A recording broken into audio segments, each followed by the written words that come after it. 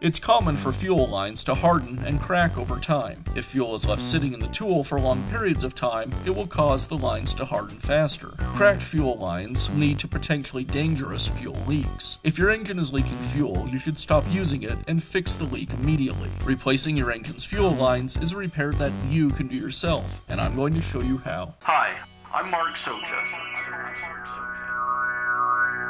Do-it-yourself repairs like these are easier than you might think. From lawn machines to cordless drills, kitchen mixers, Outdoor grills. our how-to videos walk you through each repair from start to finish. So doing it yourself means never having to do it alone. Let's get started. Before beginning this repair, you'll want to make sure you drain all the fuel from the fuel tank. I'll begin by removing the old fuel lines. I'll pull the lines away from the connections on the carburetor.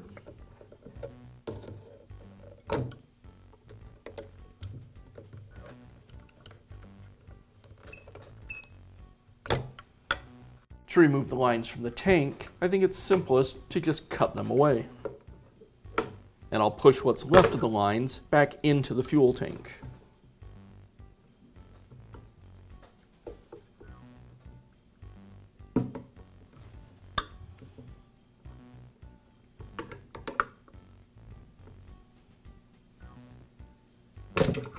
Now I'll unscrew the fuel cap and remove the remainder of the lines from the tank.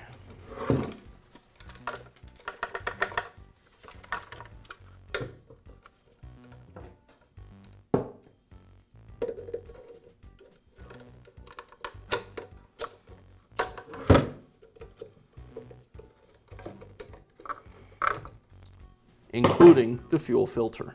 Now I'll begin installing the new fuel lines. You'll notice that the fuel line kit comes with two different sizes of line.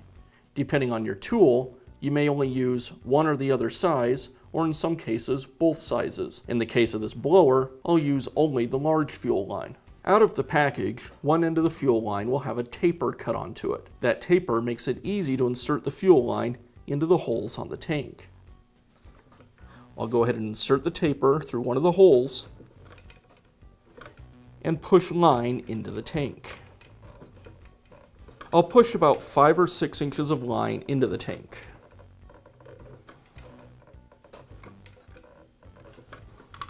Once I push the line into the tank, I'll use a hook that I've made out of a piece of wire to fish the line out of the filler neck.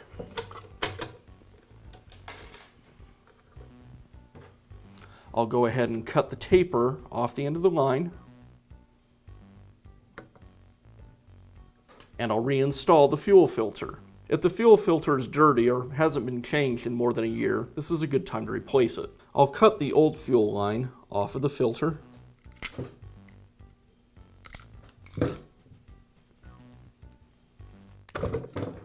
and install the filter onto the new fuel line.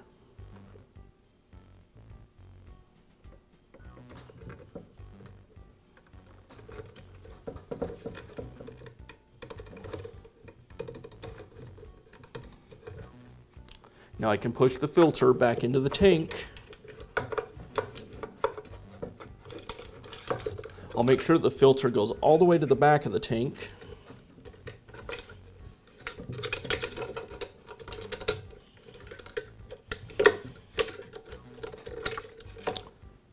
And at this point, I can decide if I need more or less fuel line inside the tank so that the filter can move around freely. Pull just a slight amount back out. And that looks good. Now I'll take the line and cut it slightly long. I'll cut a new taper onto the end of the line. And now I can insert the second fuel line into the tank. This will be the return line. I only need about 1 inch of this line to go into the tank. And again, I'll cut the return line slightly long. Now I need to identify each of the connections on the carburetor. One is the incoming line and one is the return line. To do that, I'll place my finger over each one and pump the primer bulb. The incoming line will tend to suck my finger against the connection, and the outgoing line will blow it away. In this case, the bottom one is the incoming line. So I'll take the line that we installed the filter on, do some final sizing,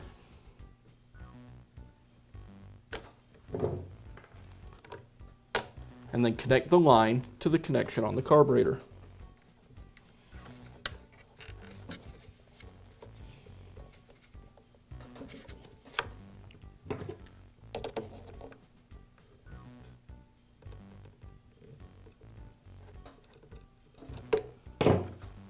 And then I'll connect the return line to the second connection.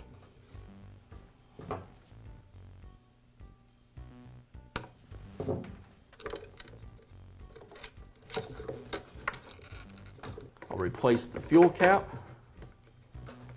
and it's ready to go. And now you can install fuel lines on your small engine.